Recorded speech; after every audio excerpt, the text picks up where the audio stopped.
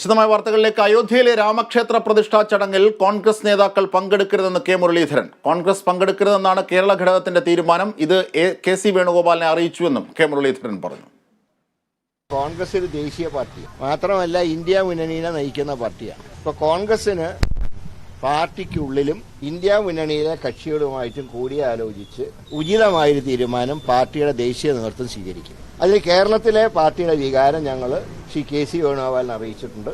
ഒരു കാരണവശാലും അതിൽ പങ്കെടുക്കരുതെന്നാണ് കേരളത്തിലെ പാർട്ടി നേതൃത്വത്തിന്റെ തീരുമാനം. കാരണം ഈ ക്ഷേത്രം എന്നൊക്കെ പറയുമ്പോൾ മതപരമായിട്ടുള്ള കാര്യങ്ങൾ, ആ മതപരമായിട്ടുള്ള കാര്യങ്ങളിൽ അങ്ങനെ ക്ഷേത്രം സമർപ്പിക്കേണ്ടത് പ്രധാനമന്ത്രിയല്ല, പ്രധാനമന്ത്രി ഭരണത്തലവൻ. പകരം അതിന്റെ ട്രസ്റ്റികളും തന്ത്രിമാരുമാണ് അതിന്റെ ഉദ്ഘാടനം നിർവഹിക്കുന്നത്. പിന്നെ മാർക്സിസ്റ്റ് പാർട്ടിയും CPIയും കാണിക്കുന്ന പോലെ കോൺഗ്രസിന് കാണിക്കാൻ വയ്യ. കാരണം അത് രണ്ടും വിശ്വാസമില്ലാത്തവരുടെ പാർട്ടിയാണ്. ഞങ്ങളിൽ എല്ലാ വിഭാഗക്കാരും ഉണ്ട്, വിശ്വാസികളുണ്ട്, അവിശ്വാസികളുണ്ട്, എല്ലാ വിഭാഗക്കാരും ഉണ്ട്. അതുകൊണ്ട് എല്ലാവരും ചേർന്ന് യോജിച്ച തീരുമാനം പാർട്ടി എടുക്കും.